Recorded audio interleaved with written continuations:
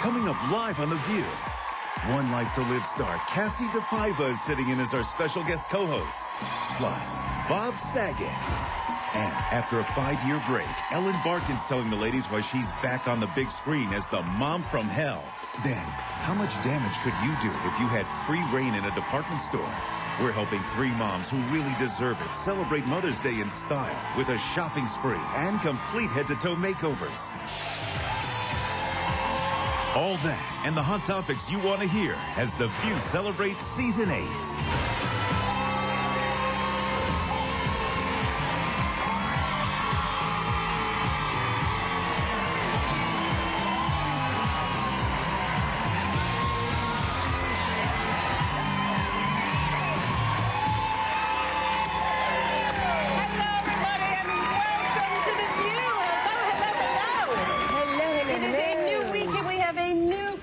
Filling in for Elizabeth. Please welcome soap star Kassie DePaiva. Thanks for having me, ladies. I'm excited to be here. I should probably say Emmy-nominated Kassie DePaiva. Congratulations to you, 19 years toiling in the soap opera fields. Finally, you get a nomination, so really congratulations. Well, they had, normally there's 5 people in the slot. They extended it to 8. They felt sorry for me, so... Kassie, you must be full of it. I mean, your character's been through more crap this year. No, I was locked in a trunk for 6 weeks, abducted by my ex-husband, put in a mental institution, a straitjacket. I jumped off of a ledge. My husband now, well, not husband yet, has a little erectile dysfunction. Oh, my goodness. Give that girl the Emmy. Please give her the Emmy.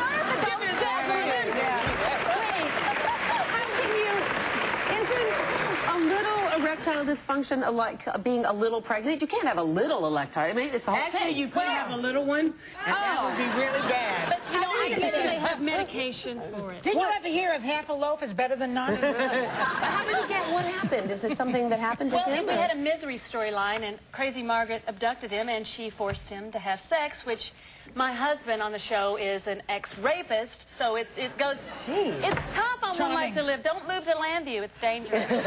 You know, that is turnabout fair play. Yes, it is. Ex-rapist husband. So this is what we're dealing with. Mm-hmm. But, you know, can a man really be raped? I don't know. Well, you rolled your eyes, Joy. No. When she said, you don't think so? Well, maybe if you put him on a Viagra drip and well, she did that. tie him up and tell him that Lorena Bobbitt is your best friend. She did, and she checked under the covers and said, ooh.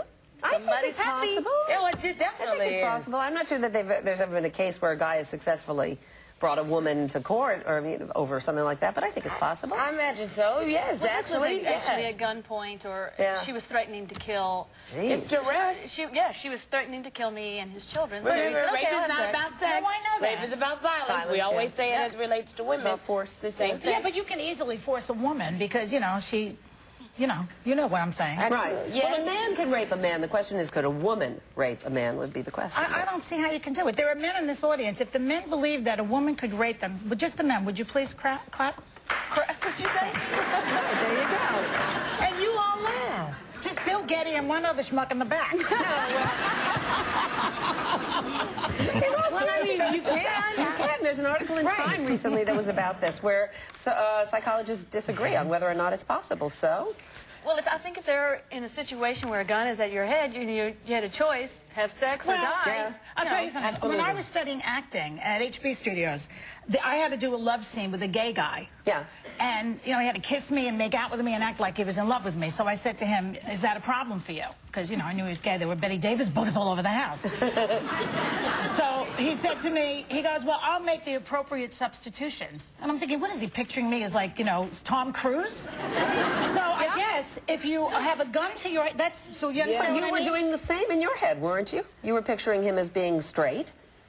Well, he was, yeah, that's true, I guess. I wasn't very good in the scene, let's face it. And neither was he. But anyway, I could see where if you force somebody, they can pretend that it's somebody else. And nowadays, with the different drugs that you can use to put people, to get their inhibitions down, you can get somebody really drunk and inebriated, and that way they can't consent. I mean, all of the different same aspects with a woman, you could definitely do it there. All right, let's see what's going on in the news today. Benedict XVI officially began his reign yesterday, but I feel for this guy because he's barely gotten out to the balcony, and already his older brother is trying to reel him back in. family members. About his brother? Those family members are so mean. His oldest brother. His brother is like, I guess he's 80. He's Reverend George Ratzinger, and He's the a Pope priest. the Pope is 79, and the older brother says he thinks 78. I'm sorry, is too old for the job. He's worried about the Pope's health. And now he's worried about the Pope's mental abilities. Yesterday he's quoted as saying that Benedict is forgetful and he sometimes misplaces things and all of a sudden doesn't know where his watch, his keys, or a specific paper You don't have to are worry anymore. about it. He's the Pope. They got people now that'll find his watch, his keys, and all the paper. No. If you think the Pope's sort of losing his mind, that's not a good thing. No, but do you really think that the Pope is losing his mind? The brother says he's forgetful. Maybe according his to the brother. brother's just a little jealous. Little You think? paper envy. And I've heard it too. Okay, now listen, you're in a family of priests. You both start out loving God, knowing Christ. One becomes the Pope. I'm right there with you. I don't know. I think the funniest thing is that the brother said the most redeeming quality about the Pope is his clarity of thought. After saying that he doesn't remember anything, so maybe it's the brother who's a little. Yeah, but I think there has to be a little bit of jealousy. I mean, I once worked at Good Morning America with Lee Salk, who was a psychologist. Dr. Lee Salk, remember him? He was on Good Morning America. His brother was Jonas Salk, who discovered the cure for polio. So I said to Lee Salk one day, Not a cure, actually, a vaccine to prevent. well, a vaccine to prevent, all right, thank you. And I said to him, we'll call it a cure, okay? Okay, fine. So, We don't get as many polio people. Go ahead, baby. nobody gets polio anymore because of the Jonas. vaccine. Okay. So I said to Lee Salk, who's the brother, I said, boy, that must have been rough on you to have that brother. No. My mother thought we were both fabulous. And I said to him, Lee, look at me. A cure for polio. That's all I have to say about the Pope. So we go back to A priest. All right. You know, Martha Stewart is also in the news.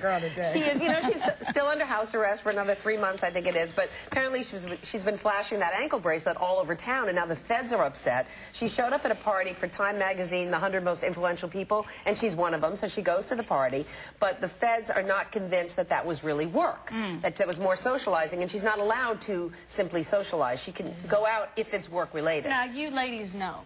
You go out on public appearances, sometimes every night.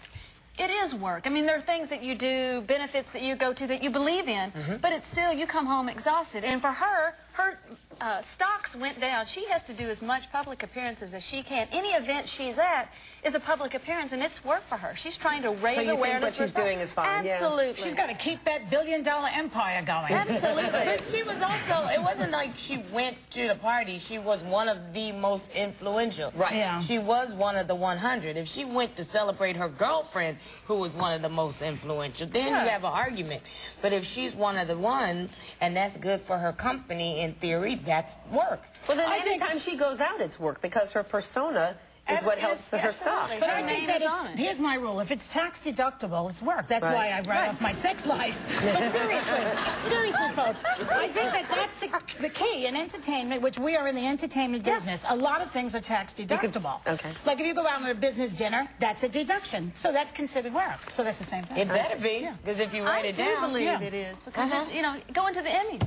I'm excited about it, but it is a night of work. Oh, it is. We always Martha sort will of be there. dread it in our own way. It's such an honor to be nominated. Well, yes, we lose, but you have to really look good and all. And it's a long event. The event itself is 3 hours. If we won, and it wouldn't be work. beforehand. If we won, it wouldn't be work. It would be fun. But because we keep losing, we can write it off. Oh, so either way. But at least you get nominated. You know what? You are the bomb today. Okay. But at least you get nominated.